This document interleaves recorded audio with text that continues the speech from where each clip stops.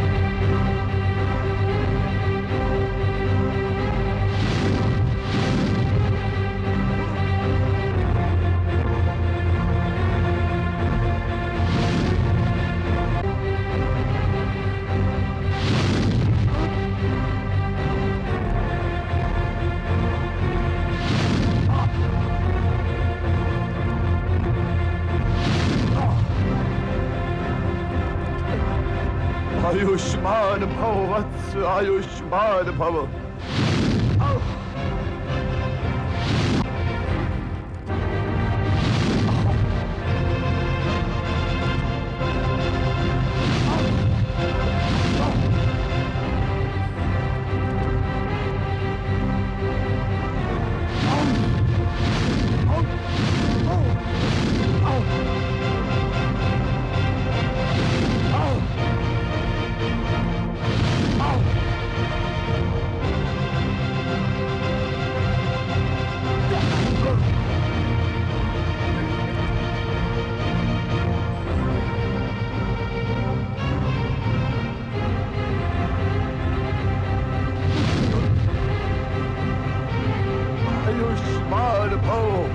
यशस्वी भव। मैं जानता हूं कि जो बाण मेरी छाती का लहू पी रहे हैं वो तेरे बाण हैं अर्जुन, तेरे। बधाई हो आचार्य द्रोण, तुम्हारे शिष्य ने मेरी छाती छल्ली कर दी, मेरी छाती छल्ली।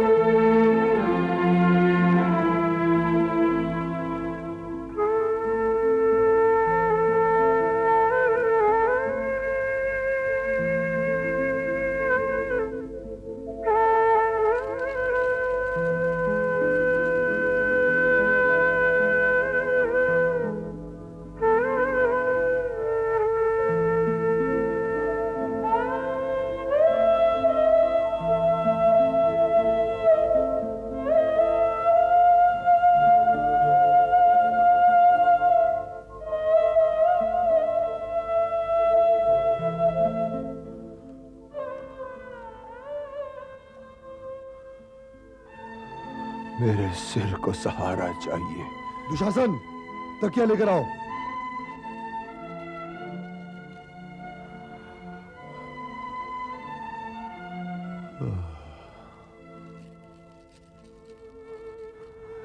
ये सिरहाने वीर शैया के योग्य नहीं है।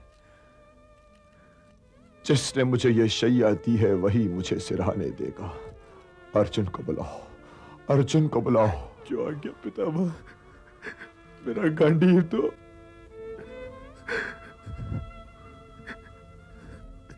जो आज्ञा पितामह।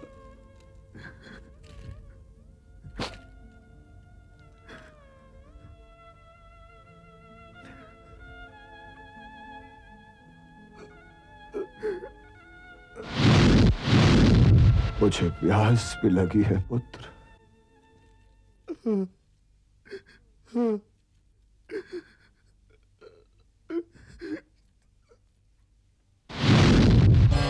गंगा आशीष दे आकर सुत के पास, आज गिरा हो भूमि पर ज्यों कोई आकाश, ज्यों कोई आकाश। प्रणाम माते, प्रणाम। मेरे विचार में गंगा पुत्र को अपने जीवन के अंतिम क्षणों के साथ अकेला छोड़ना चाहिए। इन्हें छोड़ कैसे दे वासुदेव? ये हमारे पितामह हैं। पितामह तो मैं पांडवों का भी हूं दुर्योधन। मुझे अकेला छोड़ दो। जीवन भर मैंने तुमसे या तुम्हारे पिता से कुछ नहीं मांगा। आज एकांत मांग रहा हूं।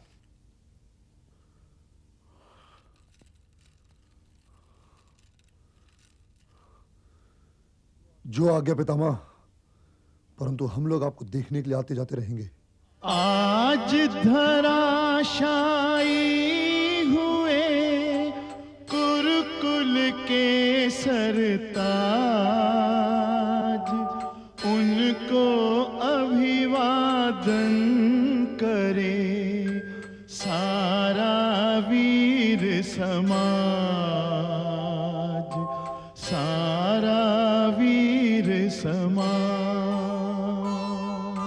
श्वेत आत्मा श्वेत युग, श्वेत केश यावेश, कहाँ दिखे इस लोक में ऐसा वीर विशेष, ऐसा वीर विशेष।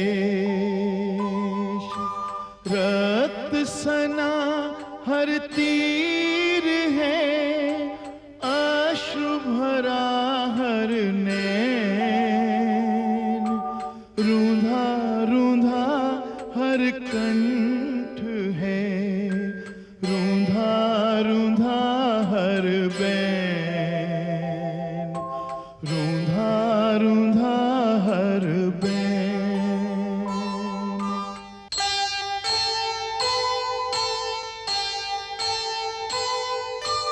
अर्जुन ने छुए चरण, लिए हृदय में घाव, कृष्ण खड़े कर बद्ध हो ऐसा पुण्य प्रभाव, ऐसा पुण्य प्रभाव। तुम्हारे अतिरिक्त मेरी विवशता कौन समझ सकता है गिरिधर? कौन समझ सकता है? तो क्या मेरा समझ लेना पर्याप्त नहीं है गंगा पुत्र? आप सत्य और निष्ठा का प्रतिबिंब बनकर सदैव जीवित रहेंगे और हर युग में मानव जाति आपको प्रणाम करती रहेगी।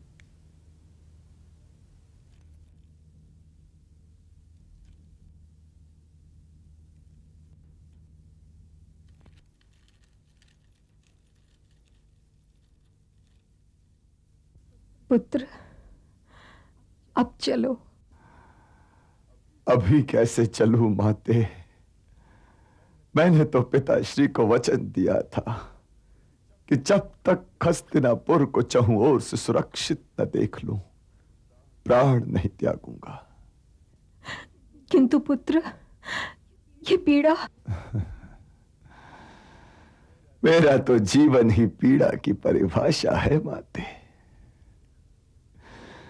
फिर भी यदि हस्तिनापुर जीवित और सुरक्षित हो जाए तो मैं समझूंगा कि मेरा जीवन सफल हुआ। ये रात बड़ी भयानक है और कुरुक्षेत्र में तीरों की शैया पर लेटे हुए भीष्म के सिवा कोई चैन से नहीं है। ऐसा बिस्तर तो आज तक किसी योद्धा को मिला ही नहीं था और कदाचित मिलेगा भी नहीं, क्योंकि ऐसे महान पुरुष बार बार जन्म नहीं लेते। हे भारतवर्ष, तू धन्य है कि तेरे सपूतों में भीष्म जैसे महापुरुष का नाम भी आता है। इनकी महानता के सामने तो स्वयं महान शब्द भी छोटा दिखाई देता है। मैं भी इनके स्पर्श से धन्य हो गया। ये तीर नहीं हैं, पदक हैं, सम्मान पदक हैं, और इनकी आती जाती हर सांस विधाता की ओर से दिया हुआ सम्मान पत्र है। यदि कोई व्यक्ति ऐसी एक सांस भी ले ले तो अमर हो जाए।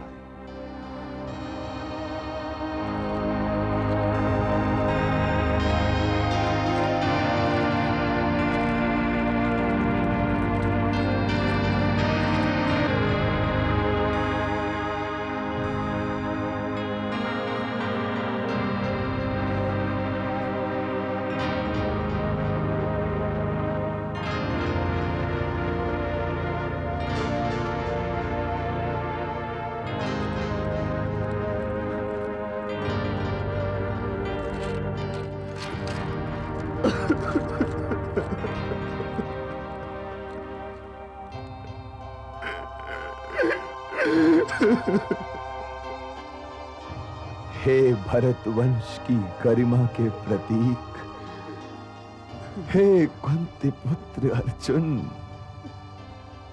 आज रणभूमि में तुमने मेरे स्नेह और अपनी वीरता के प्रति मेरे अटल विश्वास के सारे ऋण चुका दिए।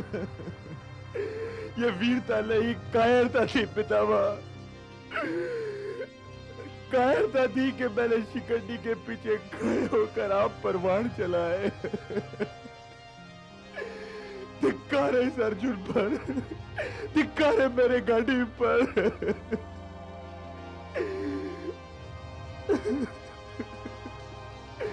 ये सारे बाण जो आपके शरीर से झोंकों की भांति चिपके हुए आपका लहू पी रहे हैं, ये मेरे हैं पितामह, ये मेरे हैं। मैं इस अपराध के लिए अपने आप को कभी क्षमा नहीं करूंगा पितामह, कभी क्षमा नहीं करूंगा। बालकों जैसी बातें ना करो पुत्र। शिखंडी मेरा भाग्य और तुम्हारा व्यू था। क्या योद्धा ढाल का प्रयोग नहीं करते पुत्र? शिखंडी तुम्हारी ढाल था पुत्र, और मैं उस ढाल को तोड़ने में सफल नहीं हो सका। इन दामों तो मुझे बहुत महंगी पड़ेगी पितामह, बहुत महंगी पड़ेगी। विजय जिन दामों मिले सस्ती होती है पुत्र, सस्ती होती है। और इन आंसुओं को बचाओ पुत्र अर्जुन, कि युद्ध अभी समाप्त नहीं हुआ है। अरे वत्स, ये भी तो सोचो कि स्वयं मैं भी तो इच्छा मृत्यु का कवच पहनकर इस रणभूमि में उतरा हूं। क्या किसी योद्धा को ऐसा कवच पहनकर रणभूमि में उतरना शोभा देता है? किंतु मैं इस कवच को उतार कर फेंक भी तो नहीं सकता था अर्जुन। मेरा ये कवच हस्तिनापुर के भविष्य से जुड़ा हुआ है। इसीलिए तो कल रात मैंने ये बताया कि शिखंडी को ढाल बनाकर मुझसे युद्ध करो कि हम दोनों का पलड़ा बराबर हो जाए। मेरे पास इच्छा मृत्यु का कवच और तुम्हारे हाथ शिखंडी की ढाल। और जब पलड़ा बराबर हो गया तो तुमने मुझे परास्त कर दिया। नहीं। और मैं ये पराजय पाकर धन्य हो गया पुत्र, क्योंकि मेरी पराजय ने हस्तिनापुर की सुरक्षा का मार्ग खोल दिया है पुत्र, खोल दिया है। नहीं पितामह, नहीं। इसलिए रोकर अपनी विजय का अपमान ना करो। अपने शिविर में जाओ पुत्र और विश्राम करो कि कल तुम्हें फिर युद्ध करना। मैं यहां तुम्हारी दी हुई शैया पर लेटा लेटा तुम्हें विजय श्री की ओर जाता देखकर हर्षित होता रहूंगा पुत्र। आज तक तो तुम अपने पितामह से युद्ध कर रहे थे, किंतु कल तुम्हें अपने गुरु से युद्ध करना है। उनसे भी इतना जी लगाकर युद्ध करना पुत्र कि वे भी ये सोचने लगे कि तुम्हारे जैसा शिष्य पाकर वे धन्य हो गए। तुमसे परास्त होकर वे भी तुम्हें विजय श्री का आशीर्वाद देंगे मेरी ही भांति, जैसे तुमसे परास्त होकर मैं तुम्हें दे रहा। नहीं पितामह। अपने हाथों से कहो पुत्र कि वो मेरे हाथों की ओर से तुम्हारे आंसू पोंछ दे।